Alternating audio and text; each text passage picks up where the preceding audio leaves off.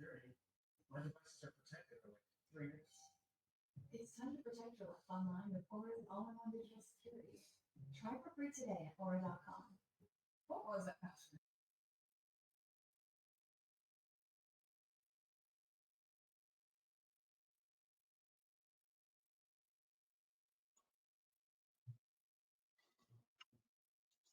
Good morning, everyone. It's about 9 o'clock. A lot of people are coming on at the moment, so I'm just going to give it another minute.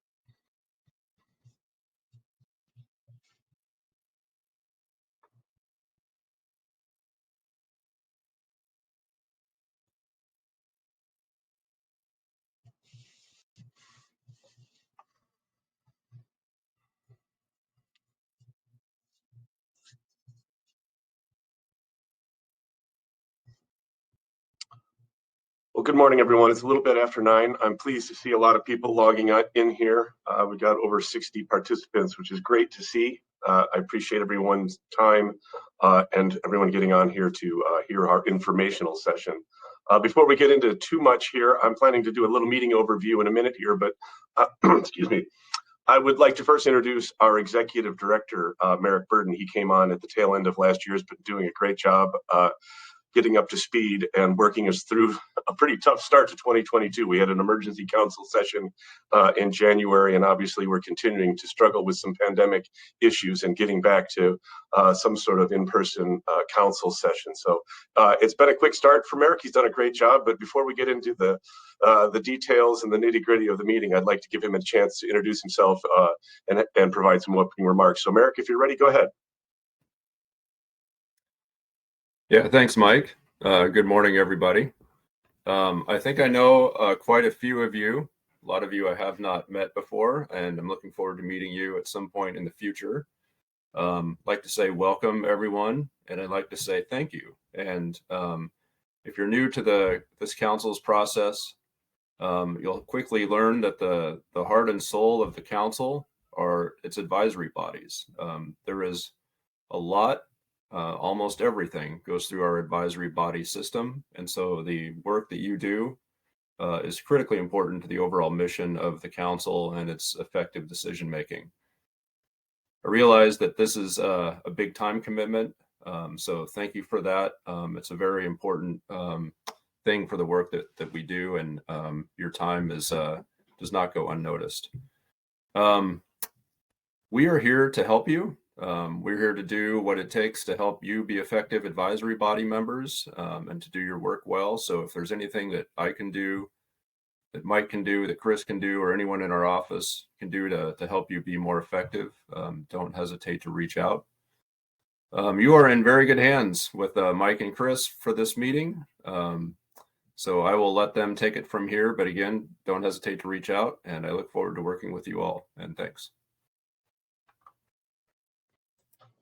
Thanks, Merrick. Okay, well, I'll go over a few logistics. First of all, I'm thankful that everyone was, at least a lot of folks have been able to log in here. It was kind of a challenge to figure out how to put together a meeting that trains folks on how to use some of this online software when we expect you to dial in to the software before getting the orientation. But hopefully you find it pretty approachable.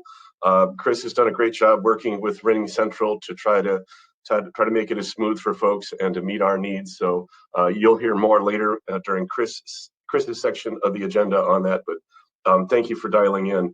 I also want to echo some of Merrick's comments about thanking you all for your service on advisory body teams. That is pretty much the cornerstone from my perspective of the council process. And I think most, if not all, council members would agree that the input that we get from our advisory bodies is pretty critical to the decision making the council goes through. Sort of the genesis for this meeting started back a while ago. We are on a 3-year term cycle for a lot of our advisory bodies, particularly the panels and some at-large SSC members, et cetera. And so we are just now starting a new term. As you know, the council appointed a lot of folks back in November. I'd like to again welcome the new folks and thank the existing folks for dialing in, because there's some things that have changed. So we thought it would be a good idea, the council did as well, to have a little informational session here just to orient you to the council process and give you just some of the basics of what to expect, what some of your responsibilities might be, what some of the procedures we have are, but probably most importantly, just to orient you to where you can find this kind of information. You know, we've got 3 hours penciled out here. I don't know if we'll take all that time. It's certainly available should we need it. But even then, we're not going to be able to cover all the intricacies of the council process. But I'm going to hit as many high points as I can. Chris is going to do the same. I'm sure we'll leave some questions out there. But what I really want to make sure we leave this session with is that everyone feels comfortable finding the information on our website, or feeling comfortable contacting our staff and getting the information you need. So serving on advisory bodies is quite a responsibility, but it's also a privilege and an opportunity. I think it's a unique opportunity to express the concerns and thoughts and recommendations from your various sectors or parts of the coast, et cetera. So I really hope you all take the responsibility very seriously and you commit to it as best you can. Again, as Merrick mentioned, and I fully agree, it is quite a commitment. The council, as you all know, meets 5 times a year, and many advisory bodies take on several meetings outside of that schedule. So there is a bit of a commitment there. That said, we also, as I'll be going through here in a minute, we also try to make it as easy as possible. We try to accommodate your needs and your schedules and your personal lives as much as we can. But we're also very grateful for the time you commit and the information you bring to the council. For new members and even for existing members, when you started, you signed up an intent to serve form. That form included a bunch of contact information and us getting your approval to post that on our roster, which we've done across the board. And part of that is, you know, you are representing the sectors or the communities or the areas or the interests that you serve. And so I hope you also remain open to input from folks and feel comfortable being contacted by those. You know, you're not just on these panels to represent yourself, of course. You're there to represent the sector or the position that you were appointed to. And so there is a bit of an expectation that I guess that you keep sort of your finger on the pulse of what's going on for the sector or the position or the interest that you've been signed on for. We're going to move through this agenda as smoothly as we can. There's a lot of information to cover. I'm sure I will probably kick up a bunch of questions you have. There is a raised hand feature at the bottom of your screen. We will be unmuting microphones so people can have a chance to ask questions and provide comments.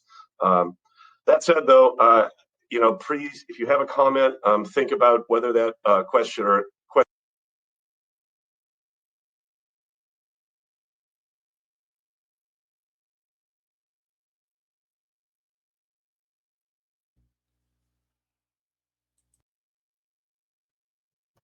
Hey, Mike, we lost you. You went on mute. Oh, I wonder if that happened. We just allowed folks to unmute, so I apologize. I'm not sure where I cut out there, but we are going to take questions as best we can. I am going to try to move through my presentation here in a minute expeditiously. I've got a lot to cover, but there is a raised hand feature at the bottom of your screen, so we will try to take as many questions as we can, but please try to focus those questions on things that might be of interest to the full group or have a broad interest. If you've got specific questions that come up that are more individual, again, I would encourage you to reach out to staff rather than taking time here. I also want to stress that this is an informational session. As we build it, we are not here to, we're not developing recommendations to the council. The job here is not to review these policies and procedures and critique them or come up with recommendations for how they could be improved. This is just an informational session here. We encourage that kind of input, but I would encourage your individual groups to do that. Every meeting the council has an administrative item to talk about council operating procedures, etc. That would be a more appropriate place to bring up ideas for improvements or clarifications, etc. So the sole purpose of this session is just to get information out there and to help new members orient themselves to how the council process works, some of the nuts and bolts of how we get through our business. We are recording this session for those that can't make it, or if you would like to go back and get a refresher on something that you might have missed the details on. I guess a little bit of a disclaimer there, though, is that as we move into the future, council operating procedures, as I just mentioned, are things the council takes up frequently, and we're always striving to improve them, make our policies and procedures as easy to navigate as possible. So, we will post this to our YouTube channel for future reference, but just know that our policies are frequently changing, and I'm going to orient you to some sources of information that I suggest you keep fresh in your mind, because things will change as we move ahead. But anyway, for those that can't make this, we are going to record this session and post it to our website. So again, I just want to stress my appreciation for everyone spending some time here. Chris and I did a similar exercise back in 2019 when we started the previous 3-year term. Back then we were pre-pandemic and in person, and Chris and I went around to each of the advisory bodies individually and did a similar thing we did here. So some of you have probably heard some of this material before. Apologize for that, but it's nice for all of you to get on here at this one time. It'll save us a little effort of bouncing around to various advisory bodies. That said, I'm pretty much a fixture at every council meeting. So if any of your advisory groups need to follow up on any of this material, I'd be happy to follow up. And again, our staff, I can't stress enough how much our staff likes to help folks out. So that's also an option for you. So unless there's any questions of the intent of the meeting or the overview or how you can participate, I'm going to move right into my presentation, which is going to cover things about responsibilities and some expectations for you as you serve your AB position.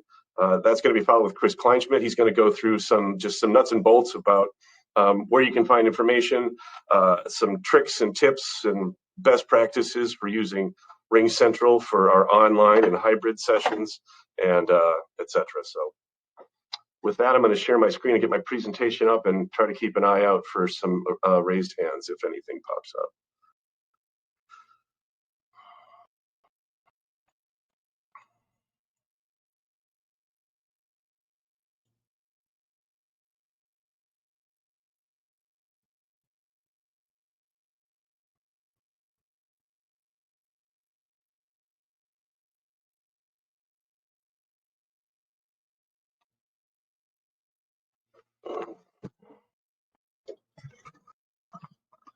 All right, let's see. Is everyone seeing my PowerPoint presentation? I am not, so maybe I did something wrong here. Hold on a second. We had it there for a moment, Mike, and then it went Yeah. away. Yeah. How's that? Any better? Nothing yet. Huh.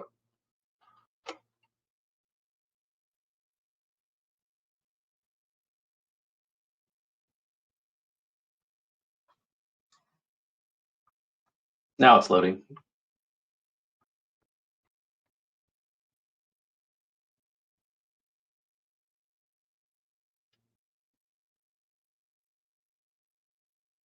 Do you happen to have it on presenter view where it's going off to a different screen? Yes, I do. That's the problem. Not intentionally, but how's that? Any better? No, we still don't have it. Go ahead and stop your screen share again, and then disable presenter view, and then start your screen share again. Oops.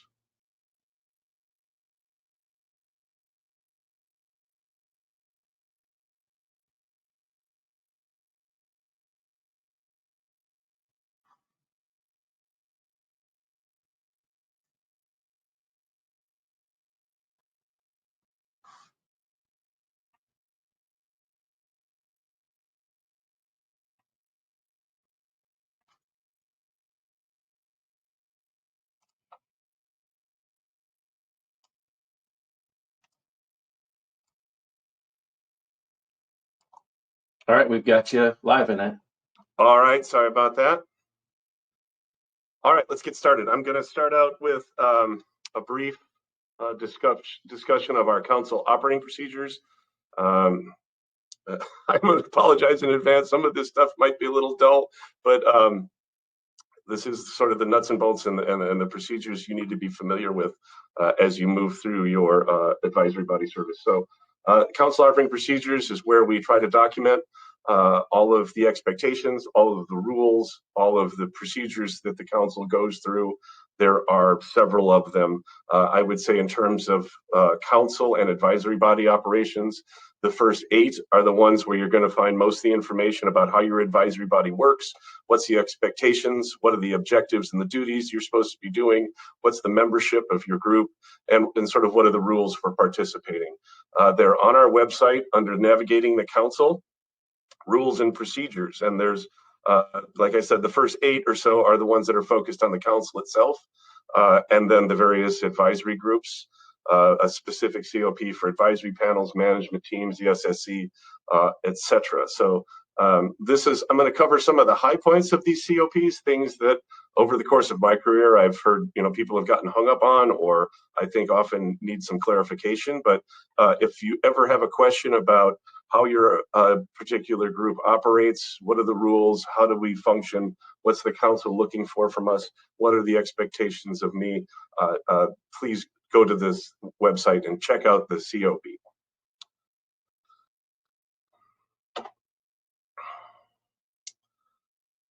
First thing I'm going to talk about is sort of what's the expectations and sort of what we are looking for, I guess, if you will, from advisory bodies in terms of attendance, conduct, etc. So the name of this slide is a heck of a way to start. I probably should have thought of something different, but that's what it's called in the COPs. But under the section on termination of members, it talks about what it is that you're expected to do and what sort of things the council might look to in terms of replacing a member, if there are any issues, if you should cross any of the procedures or the policies or the expectation the councils have.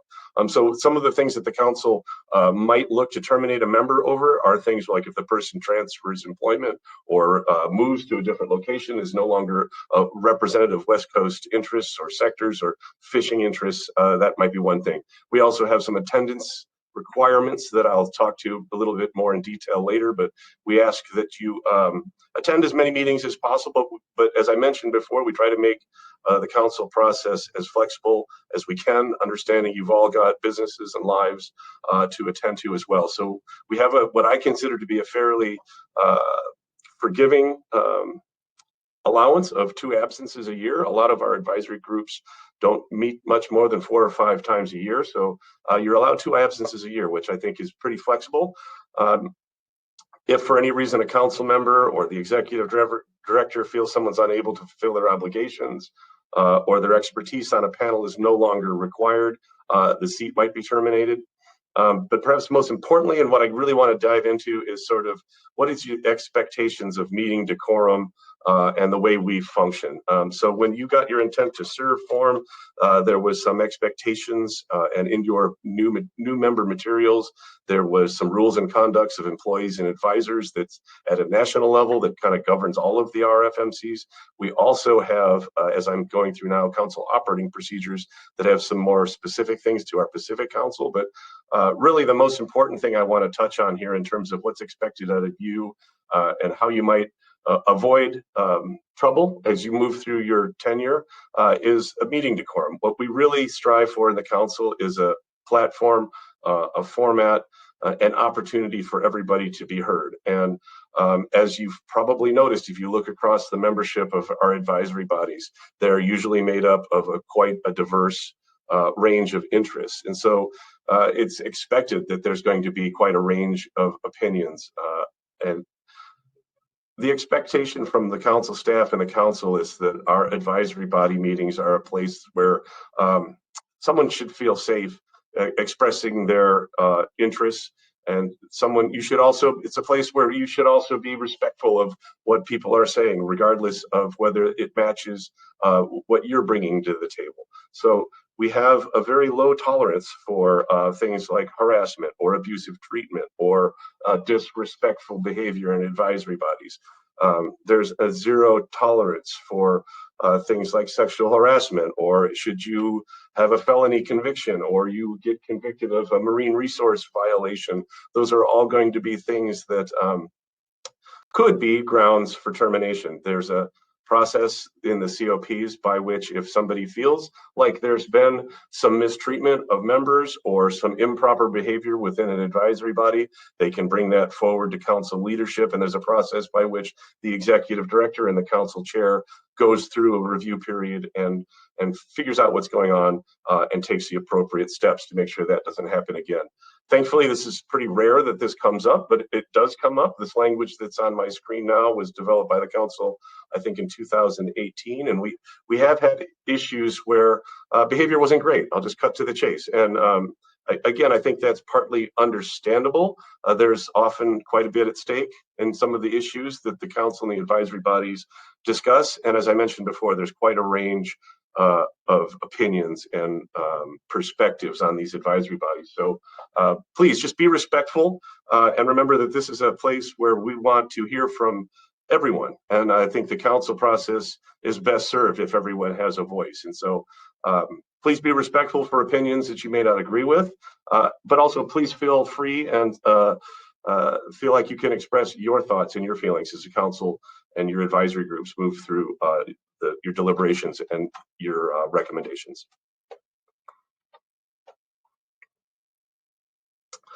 So as I mentioned, we do have some expectations of attendance. I can't stress enough, I mean, how appreciative we are of the time you spend. You know, a lot of it kind of depends on the group, but many of our groups come to all of our council meetings, which can be 4, 5, 6 day stretches. And that's quite a time commitment, and we understand that. And so we also understand that given the council calendar and the number of days we meet, that doesn't always match up with your personal calendars. It's not always possible to be at every meeting. So as I mentioned before, we do allow up to 2 absences per year before there would be any kind of inquiry regarding your participation. But I would also encourage you to consider sending an alternate if you can't make it to a council meeting. You know, it's often very important that your sector or the interest group that you're in a position of representing needs to be at a given session. Often the council process is such that at a given meeting there's an important topic that the council would really like to hear from your sector. So if you can't make it, I would really encourage you to consider finding someone who could represent your sector, your interest, your position, and fill in for you up to 2 times a year. That said, we have some rules and some guidance here. It's something that happens with some frequency, understanding that everyone has their schedules. So, but to make things as smooth as we can and to help our staff make sure that alternates are lined up properly, have their travel, have the materials they need, to make sure that the chairs and the vice chairs of the various panels know who's going to be in attendance, who's going to be representing which positions, and also just to help us with meeting planning. I know we've been doing most of our meetings, well, essentially all of our meetings for the last 2 years in an online format. We're struggling now to figure out ways to get back into an in-person session, which gets us back into travel and et cetera. And that adds some complexities to meeting planning in some ways. And so we also have some timing requests when it comes to alternates, and I'm going to touch on those here. So as I've mentioned a couple times, up to twice a year, you can request an alternate. I guess request is the operating word there. When you would like to have an alternate sent, there's a process by which that gets reviewed, and 99% of the time it's approved. But there are occasions where either the expertise of the alternate or for some other reason, sometimes it's a timing issue, there are alternate requests are denied. I would say that's very rare. We try to be very flexible, and like I mentioned, it's very important to have attendance at our sessions. So we really try to accommodate alternate requests, but they are requests. If they need to be approved by the executive director. Oftentimes, the executive director also includes me in those decisions. But please, if you have this request, include Merrick and myself on an email to us. We have in our COPs a request that come in at least 30 days prior to your meeting. That was a new request or a new requirement in our COPs that we put in place 2018, if I remember correctly, and I would say that was largely due to some issues we were having with alternate requests that were beyond our travel preparations for meetings. So in other words, as I'll get into here briefly, when we hopefully get back to in-person sessions, we have travel requirements, hotel arrangements, airlines, all those arrangements that are best done or modified in advance. And so that was the main reason for the 30-day requirement. And it's still in place. And particularly if you were planning to attend in person or your alternate is planning to attend in person, we really ask that you get this process going 30 days before the meeting, just so that we have time to get everybody lined up and give them some reasonable time to make hotel and travel arrangements. That said, as it says at the bottom of the screen, there's also some discretion. There are exceptions allowed should the executive director approve them. And particularly in this online world where we're obviously not flying around and making hotel arrangements, we've relaxed that 30-day requirement quite a bit. But even then, it's really not fair to the chairs of the ABs and the other members of the group to sort of make changes at the last minute. So particularly if you're traveling and there's travel involved, we definitely like the 30-day requirement. If not, still, the earlier you let us know, the better. And requests that come in late might be denied just because we're busy and it can be a little too disruptive. And in that situation, unfortunately, seats might just end up going vacant. But you can't plan too far in advance, and that's probably going to be a recurring theme as we move through this presentation and you move through your advisory body term. I'm going to touch on stipends a little bit. The council does provide for stipends when the budget allows. They do occur in most years. In my tenure as deputy director, I can't think of a year where we didn't have stipends, but I do want to stress that they are budget dependent. And they are available to advisory bodies who are not employed by a federal government or a state marine fisheries agency. So there are some issues with who gets stipends, and they are, again, budget dependent. One last thing I'd like to point out on them is that they're also, I guess not automatic, might be one way to talk about it. There are some requirements at your end. I know you guys have all looked through your intent to serve forms, but when we go through the stipend process, it's typically done at the end of a calendar year. Stipends are paid out to individuals based on the number of days that you were attending a council function. and there's typically a daily rate. It varies from one year to next, and again, it's budget dependent. But every December, we go back and we look at the attendance across the year, and we make decisions on what our budget looks like, et cetera. But we also go back and look at the sign-in sheets that many of you are familiar with. The new members probably not, but at the beginning of most advisory body meetings, we do either a roll call, or in some way or fashion, the staff officer either passes around a sign-in sheet like we used to do back in person meetings, or in the online world, they do a roll call or fill out a sign-in sheet. So if you're not present at the beginning of the meeting, or you're coming and going in and out of the meeting and you don't end up on that sign-in sheet, that day of your participation won't be counted towards the end of the year's stipend situation. And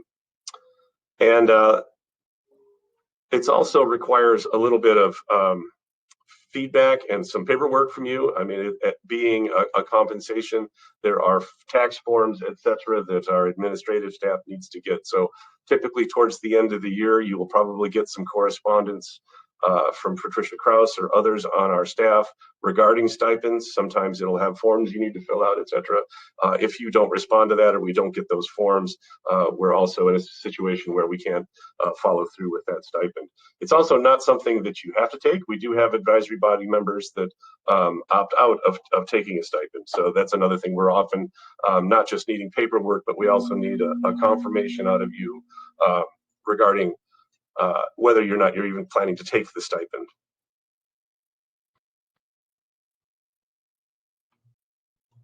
So keep your eyes peeled for emails, and make sure you get signed in. And again, attendance is something we stress.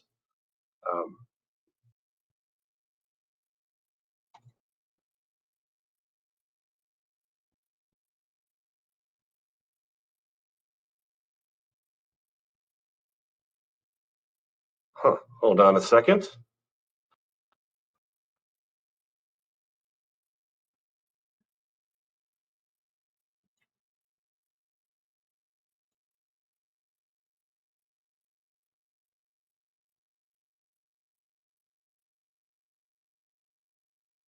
So a little bit on reporting to the council. As I mentioned before, we understand that council advisory bodies have a wide range of expertise, wide range of perspectives, and a wide range of opinions. And so consensus is not always possible. From my perspective, I would say to strive for consensus. I think consensus statements that come to the council from an advisory body carry a little bit more weight. I mean, if your group can work through an issue that's got a lot of different opinions and bring a consensus statement where everyone has talked through the issues, found some common ground, and bring that to the council, those are very helpful. That said, that's not always possible, and it's understood that there'll be some divergent views on some of the topics within the subpanel, or the management teams for that matter. Regardless, it's important that all voices are heard, like I started with, and it's important that the council process be a place where everyone feels like their opinions can be shared. So it is one of the responsibilities of the chair. It says sub-panel chair in this slide, but of any chair when they're reporting to the council, it's important that statement and that the chair report all of the views that were heard in the council session. Again, I would stress that if you can come to a consensus position, that is often the most helpful or the most impactful in terms of council deliberations. But again, as many of you veterans know, and you new folks will find out, there will almost certainly be issues that not everyone sees exactly eye to eye. And so there are responsibilities for the chair or the representative presenting the report to the council to express all the views that were heard, so that the council members have a full understanding of what the advisory body discussion was, and what sort of issues they need to keep in their mind as they move towards council action. So, all right, next slide, please.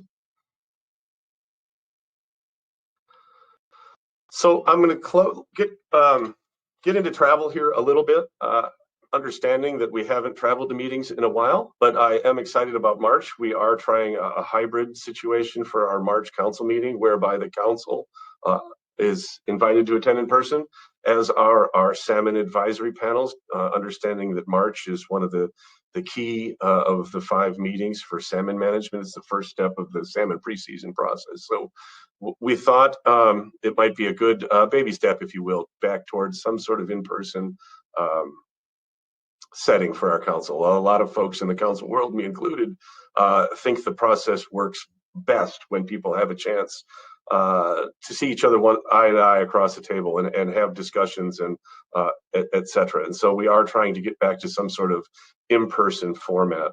And so I'm going to touch on travel a little bit. I know it's something that probably even some of the veterans have gotten a little rusty on since we haven't done it a while, but with any luck, March will be a start of a return to some sort of in-person session. We are still going to rely on the technology that we've been using the last couple of years. There is some expectation that we are going to be having a hybrid session. We are for March, and we're still trying to figure out April, but hopefully, with any luck, we'll be moving to some sort of in-person format. And so you will, with any luck, be dealing with council travel. So I'm going to touch on a few things, a few potholes, if you will, with some few mistakes that have happened, kind of frequently asked questions that I've come across in the course of my career. I'm not going to try to cover everything you need to know about making travel arrangements. Like I said in the beginning, I'm mostly going to focus on where you can find information. But I'm going to start with how the process usually starts. It's what's up on your screen now. It went out to advisory bodies a couple weeks ago. It's the meeting invite. It's essentially your travel orders, etc. An example of the first page of it here is on the left. It typically comes from Patricia Krause, our administrative officer. And as you can see there, at least from the first page, it basically lines out all the things you need to know about the council, where it is, what it is, and how you make your arrangements. There's a link here. It's kind of hard to read on this screen, but you click on this link. It opens this form that comes up. It asks you to fill out your plans for attending the meeting, what dates you're going to arrive and depart, and any other comments or special requests you might have. I can't encourage you to fill those out as soon as you can after you get your invite. A lot of times we fill up hotels, at least we used to. Nonetheless, our room blocks are often somewhat limited. So the earlier you get your dates into us, the better. And I always tell folks it's usually a little easier to get your dates in early, even if you're not 1,000% sure what day you're going to leave and come and go. But it's easier to modify that later than to find you a room if you've never filled out the form. So I'll just leave it there. Chris, if you could to the next slide, please. So here's where here's where you can find information, and there's a lot of it. We have, hopefully travel again will be an important part of the council process, and there's a lot of things you need to know about travel.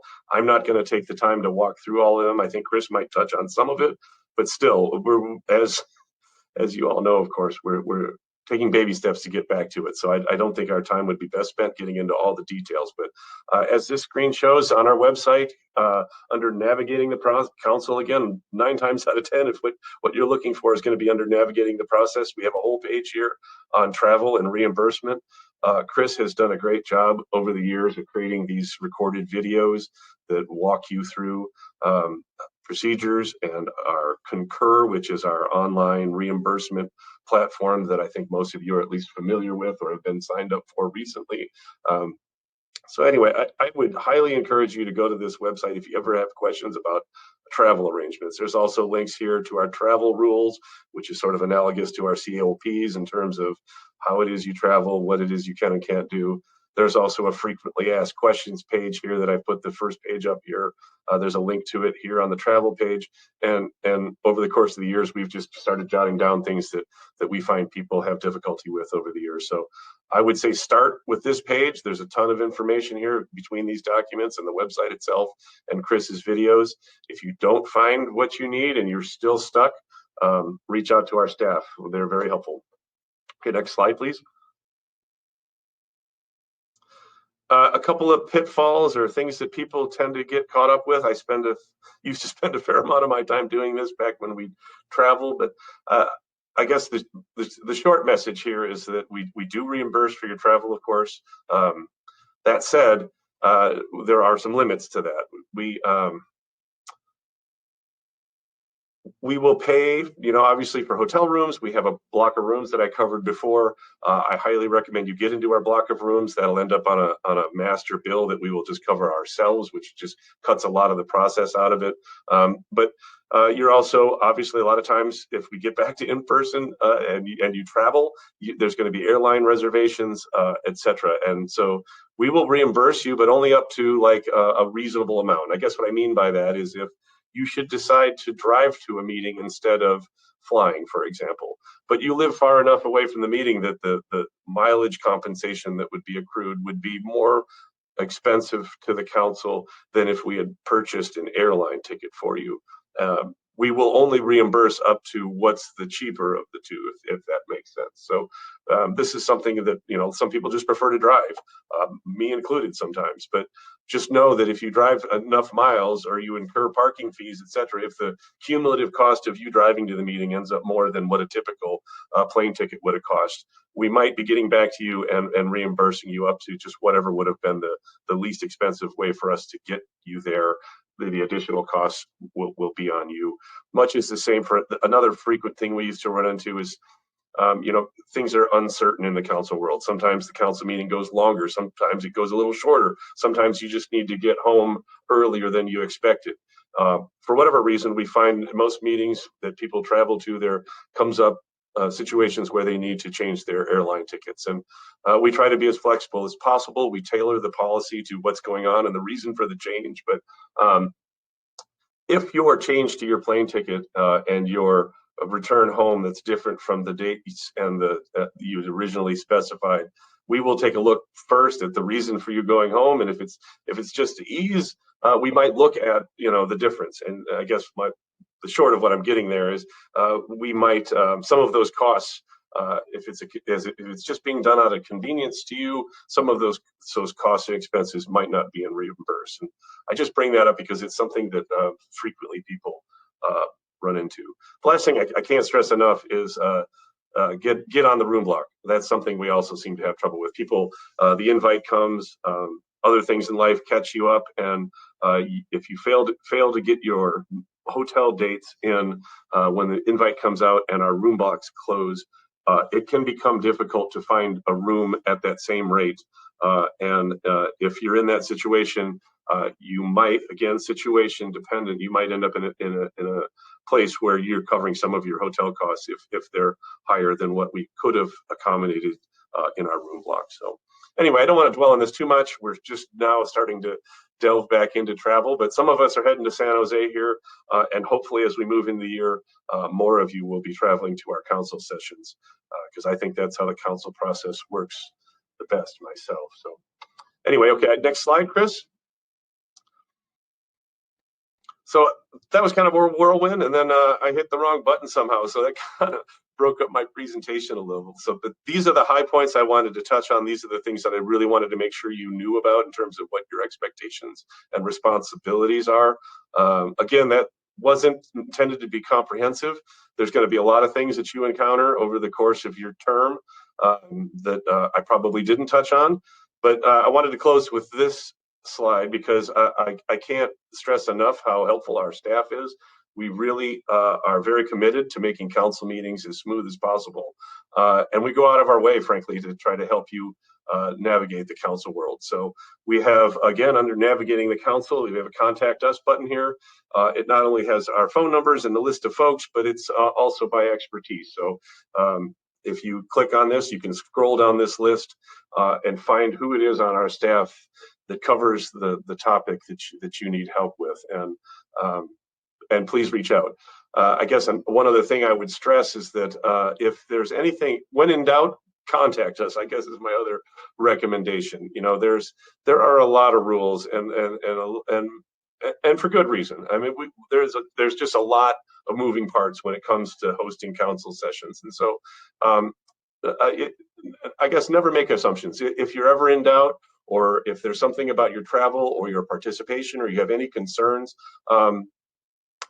don't necessarily assume something.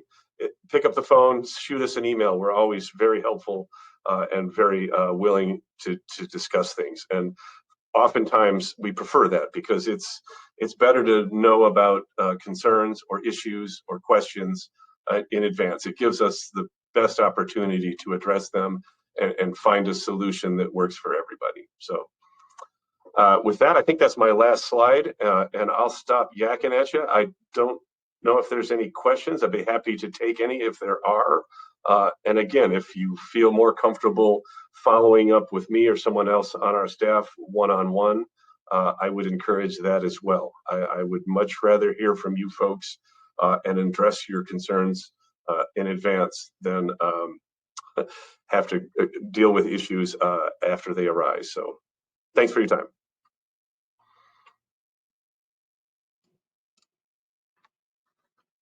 All right. So hello, everyone. I'm Chris Kleinschmidt, IT specialist here at the council, and my section of this agenda today is going to kind of go over some of the technical sides of interacting with us, whether it be at a council meeting and getting information advanced of the council meeting, doing your concurrent claims, those kind of things. So like Mike, I'm not going to really go into a ton of details on any of these things, but I'm going to kind of give you a high-level overview, and then from there we will kind of point you where to find the information, and then hopefully we've provided enough information for you to be successful. If not, I'm always available to find a time to work with you if you have additional needs or questions. So let me start sharing my screen here.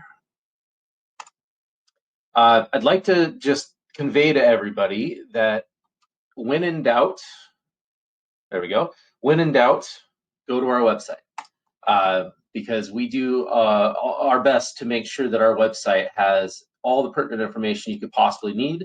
And not only that, we want to make sure that if there's changes to that information, you know that if by going to the website, that's going to be your highest likelihood of finding the most up-to-date information.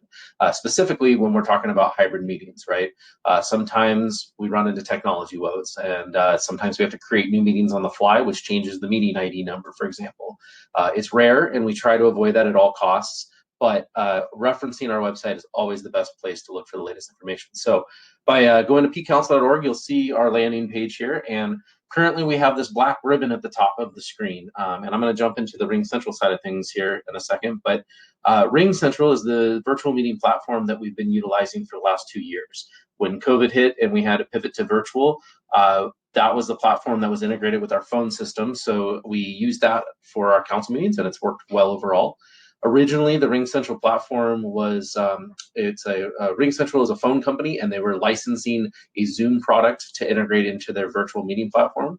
That license agreement is now nearing its end, and they've built their own platform called Ring Central Video, which has no affiliation to Zoom anymore, and that's what we're meeting on right now today. So moving forward, all of our meetings that we host will be done via Ring Central Video, and the platform is very similar to Zoom and a lot of the other virtual platforms that I'm sure many of you have been on over the last couple of years. But there are some nuanced differences, and being a new platform that they just released, there's also some little tweaks here and there that still need to be made. They've done a great job thus far of communicating what is coming down the pipe as far as updates and improvements. For example, one of the things that the Zoom version did is when you signed on to a meeting, it would give you your name and you had the ability to rename yourself. This version at this time does not have that capability. It's coming, but it just hasn't been pushed out yet. One of the benefits of this platform, however, is the Zoom version pretty much required you to install the app to be able to have full functionality, join the meetings, and do your part. This new version is truly a web-based platform. While the installed app certainly works and works well, you can also join via web browser. And currently, Google Chrome and Microsoft Edge are the two platforms or browsers rather that are provided support for it. Firefox and Safari are coming in an update here in I think Q2. So feel free to utilize either way. However, there's a nuance during this transition, which is the webinar platform. And so the webinar platform is what we host our council meetings, the main council session. And the difference between the webinar platform and the platform that we're using today, which is just the video platform, is right now we have 71 people on this call, and everyone is an attendee. And there's a couple of us, like myself and Mike, that are hosts or moderators that are kind of running the meeting. But everyone's kind of on an equal playing field, if you will. In a webinar platform, what it does is it segregates the people that are actively participating in the meeting and their capabilities, such as screen share, unmuting their microphone, so on and so forth, with attendees, which is just anybody who may be a member of the public or an advisory body that wants to listen to what's going on, but they're not actively going to be participating. And so they get brought on as an attendee and segregated into a different column, if you will. And there's no capabilities to share screen, raise hand, or there is a raise hand, excuse me, but unmute your microphone is locked by default. And then we as the moderators can go in and enable those functions for things like public comment. So currently the Zoom version of that is still what we're using for our council meeting.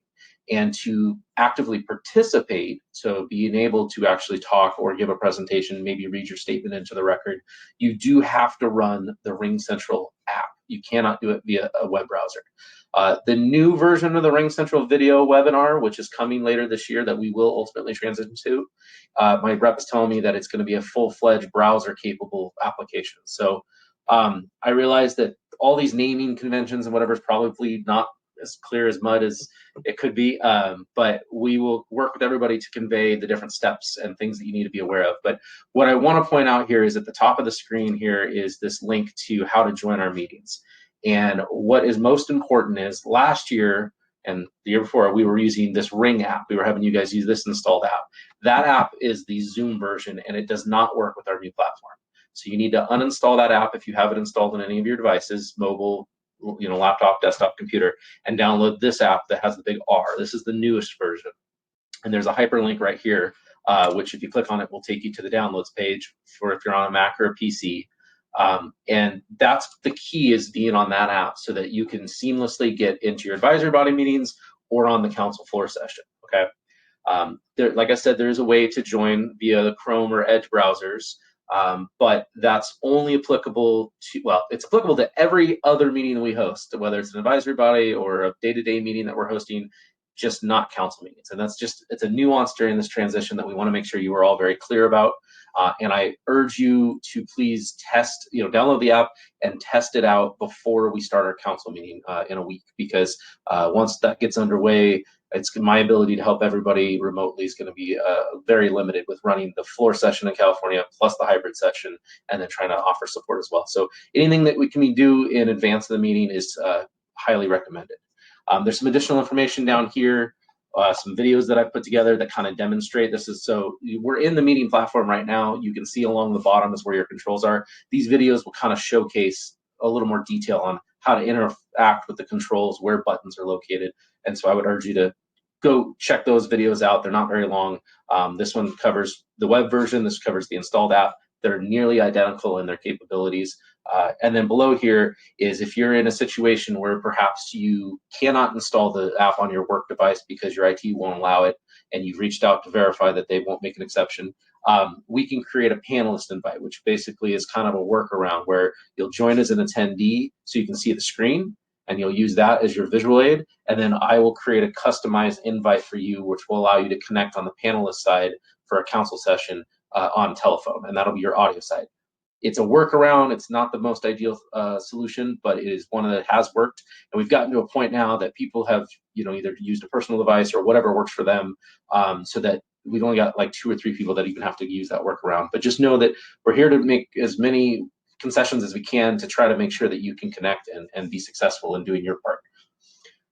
So I think I'll leave it at that with RingCentral. I do see a hand raise or a chat. I just want to make sure that I don't move on this particular thing.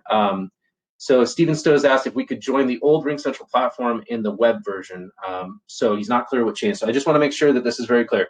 The old version of RingCentral will not work at all. So you need to uninstall the old version and make sure that you're on the new version. And even if you have the one that's an R, it has to be on the latest version of it, which is like 22.110 or something like that.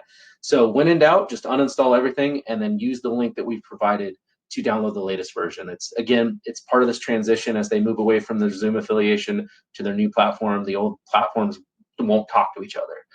And once we get past this, obviously it'll be a little more seamless. So I'm not seeing any other hand raises or chats, so hopefully that answers that question. And we'll move on to the next thing, which is our travel and reimbursement. So from our homepage, as Mike was talking about earlier, we've got this navigating the council section, and then there's a travel and reimbursement page that refers to our Concur information. So this is a great resource. All these videos on here I put together back when we first started with Concur. And so they may be slightly outdated as they've upgraded their interface, but conceptually they're all the same. It just may look a little different. So here's what Concur looks like when you log in. And my page is going to look slightly different than yours because I'm an admin on it, so I have more buttons than you would see. But I just want to give you kind of a glimpse of what the landing page looks like. You can opt to book your travel through Concur over here on the left-hand pane, but most people, in my experience, tend to book their own travel and then just get reimbursed later when they fill out their reimbursement claim for the travel side of it. But if you don't want to hold on to that travel fee until the reimbursement comes, you can book it through our system, which is using Concur, and I can help you with that if that situation applies to you. But what I want to point out is here at the top, there's a new button that says plus new, and it says start a report. That is where you're going to go to create any new expense claim, whether it's just per diem and that's it, or mileage if you chose to drive because it was close or far or whatever. And as Mike said, that there's some limitations based on distance and whatnot, but you're going to start there. And if you go back to that travel and reimbursement page, these videos will walk you through step by step how to do it. And there is very specific steps that you have to take for it to go pretty seamlessly. And once you get them down, it's actually pretty quick. I can typically knock out a Concur expense claim in under 3 minutes. It's pretty straightforward. You just claim your full per diem, you give it the parameters of how long you were at the meeting, where your location was, and it auto calculates most of it for you. So I'm happy to help after a meeting is kind of concluded and we're back in Portland. If you want to set up a time with me to walk through how to do one of these, or if you're running into trouble, I just ask that you give it a shot first. And if you run into any issues, I'm happy to help and we can connect and get you taken care of. So I'm not seeing any questions there. I'm going to move on to the next thing, which is our briefing book materials. So once again, we're going to go back to the council meeting webpage, or excuse me, the council webpage. And at the top of our meeting section here is any upcoming or current meeting, and then previous meetings are listed here. And so briefing book is this top button that you can jump directly into from there. But I also want to show you along the left-hand side where it says council meetings, you can also navigate to upcoming and previous meetings as well as previous briefing books. So if you're trying to go back and look at something maybe slightly historical, you can click on the briefing books and they're broken out by the month and year that they were put together for. And this goes all the way back to 2015 in its full-fledged capabilities. And when I say full-fledged capabilities, I'm talking about I can so we have at the top here, this is a menu that will scroll the page with you. But rather than scrolling all the way down to the I section, you can click on it and it'll jump you down the page to the I section. So in this case, I was for highly migratory species. And each of the documents created for that section are clickable here. And it's just a PDF that opens up in a new, in the window that you can read, download, etc.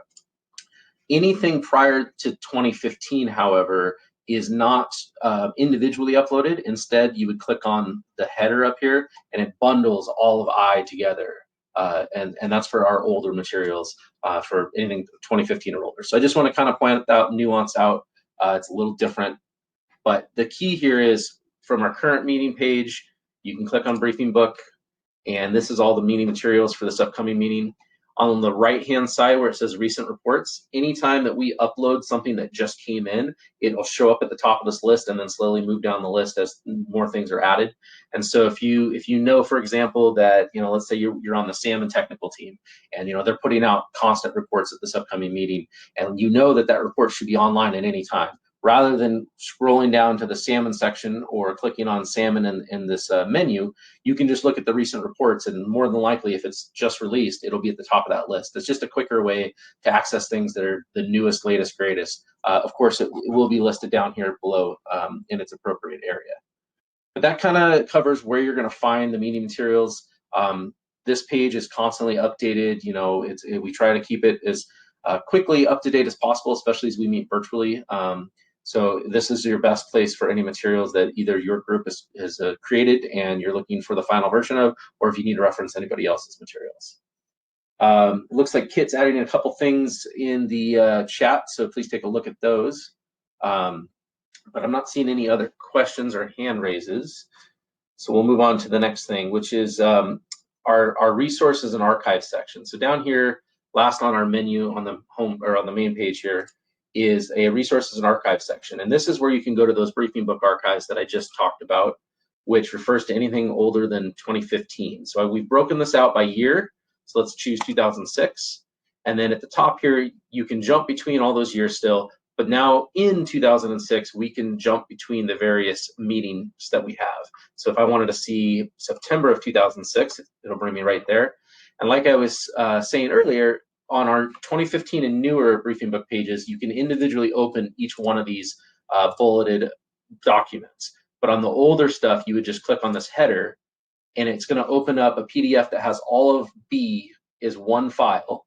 And then in your web browser, or if you download it, there's going to be a bookmarks menu on the left or the right. It just depends on what browser you open it in. And you can see here, I can jump down to B2A, which is the attachment 1 for this section, or maybe I want to jump down to B5A attachment 2. So you can still jump between files that way in a quick manner. It's just all in one file location versus individual files. So again, just trying to point out a little bit of some of the differences between our archives and our updated briefing books, or more up-to-date briefing books. We have a seafood recipe section. People always find that kind of funny and fun to go check out what seafood recipes have been posted.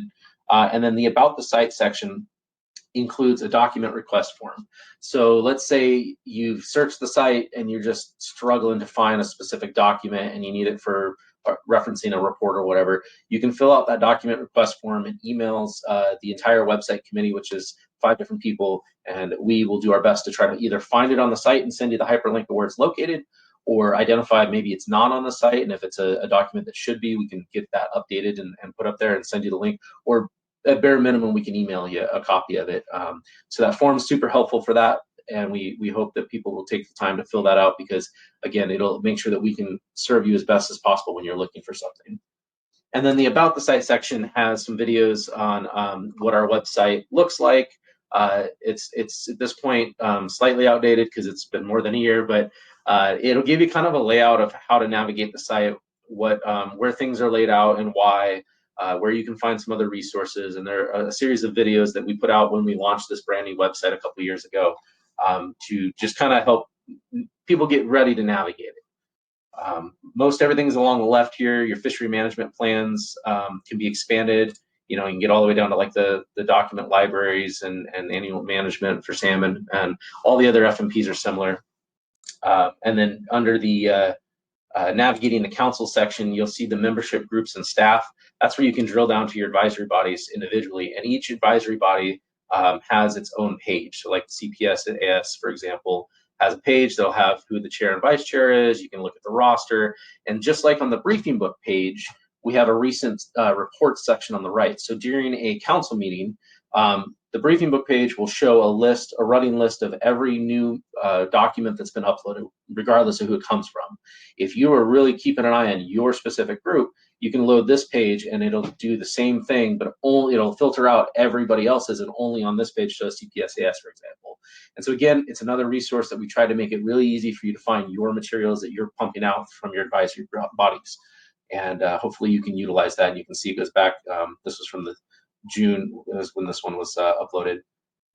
So hopefully that's a good resource. I think that about covers the sources of information. The contacts page that Mike talked about here for council staff. I'm sorry, this is how you learn about us, but there's a contacts section here at the bottom there. That's, again, a great resource for you all to be able to get a hold of us, whether it's via phone or email. It gives you our specialties. We're here to help. We're here to make sure that you guys and gals can do what you need to do, and we can support you in any way we can. So, Mike, I think that about covers my section. I'll open the floor for any questions. I know I just threw a ton at you, and I see we got a hand raised. A moment to navigate over to that screen. Oh.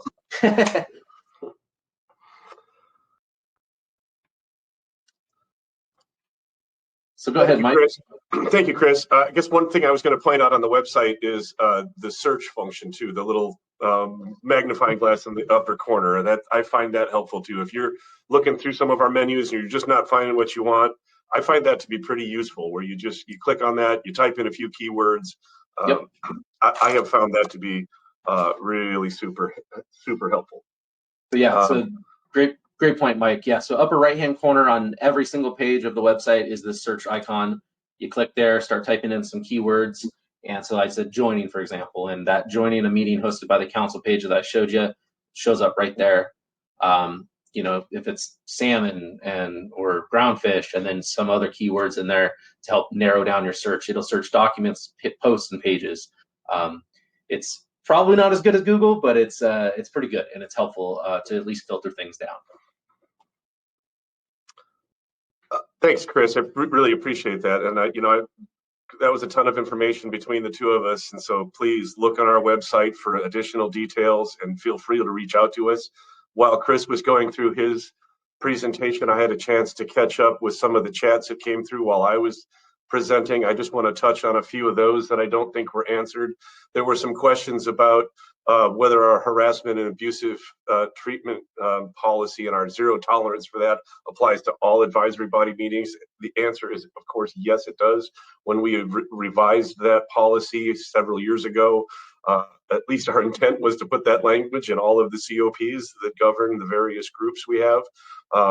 So from my perspective, we have a zero tolerance for that. So if you're ever in a council facilitated meeting and you feel like there's been inappropriate behavior, please bring it to my attention or the executive director's attention, and we will follow up and take appropriate action there. And again, that kind of behavior, we have no tolerance for that. It's grounds for removal from an AB. It's grounds for being asked to leave a session. So please bring that to our attention, and it applies to any council facilitated meeting. One other question I had that I meant to touch on when I was talking about advisory body reports to the council is the timing of those. I appreciate that question. I meant to cover it. It's something that comes up frequently.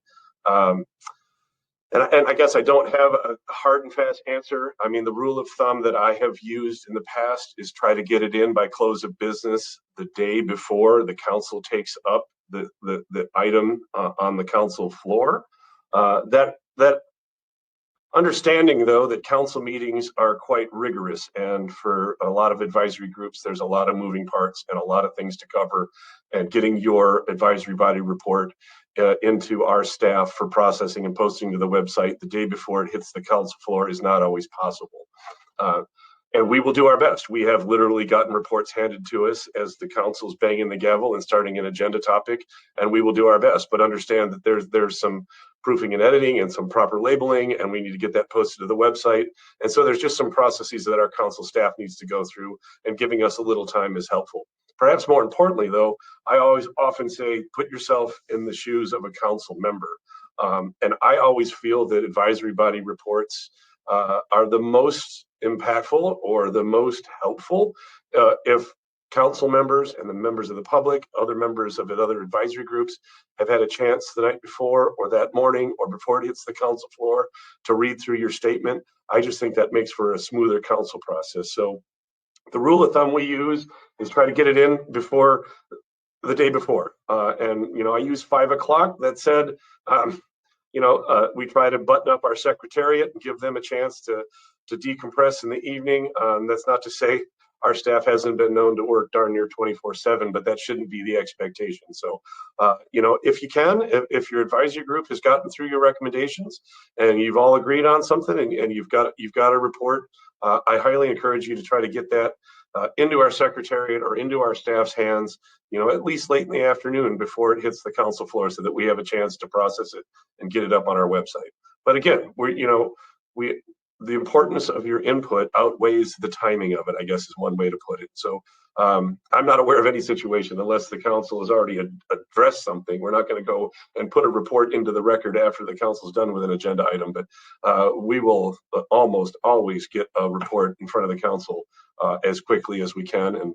But the earlier the better, and especially if it's a lengthy or a complicated report. And I know that's sort of a catch-22, because the lengthy and more complicated reports also take the most time to develop and write up and get right. So again, we're here to help, and I think we go out of our way to try to accommodate advisory groups and getting statements in. And I just think if you can, the earlier the better. The more time people have to digest that report, the more helpful it'll be to the council and those folks that have to make the tough decisions. It'll also be easier on your chair or whoever is giving that report to the council. If council members have had a chance to read it in advance, it just makes for a smoother process. So I hope that helps. I'm not, now that I'm dialed into chats, I'm not seeing any more chats there or seeing any raised hands. I guess at this point, oh, I did see a raised hand there for a second. Doug Fricky. Yeah, Mike, just real briefly, in the reports to the council, sometimes we have a minority opinion in our HMSMS. And does the council expect that to be included in the report to the council, even though the individual or individuals might say, "Oh, forget about it"? I'm not sure what you meant by your last part there, but yes, I covered that a little bit. We do expect the chairs or whoever from your group is presenting to the council to report all of the views if they're divergent.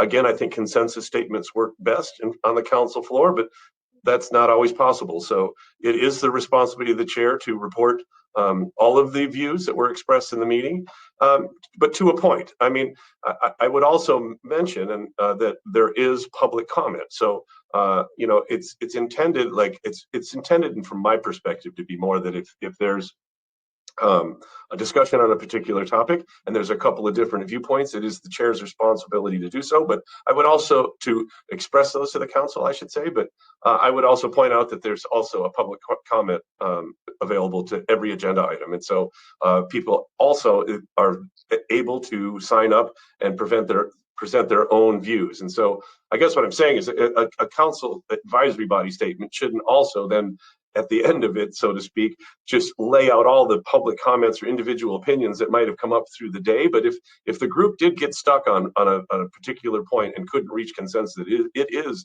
the chair's responsibility to report that out to the council. Thank you. Mm-hmm. Happy to take any other questions on that or any other topic we covered today, or questions you may have on things we didn't cover. Like I said in my opening remarks, there's a lot of moving pieces in the council process, and we touched on the ones that we tend to get the most questions about, the frequently asked questions, so to speak. But if there's anything out there, raise your hand or type it in the chat. And again, as we've stressed many times, we're here to help, and so reach out to us if you have anything. Just scrolling through, I'm not seeing any hand raised. Just check the chat one more time. Go Cougs. All right. Oh, hold on.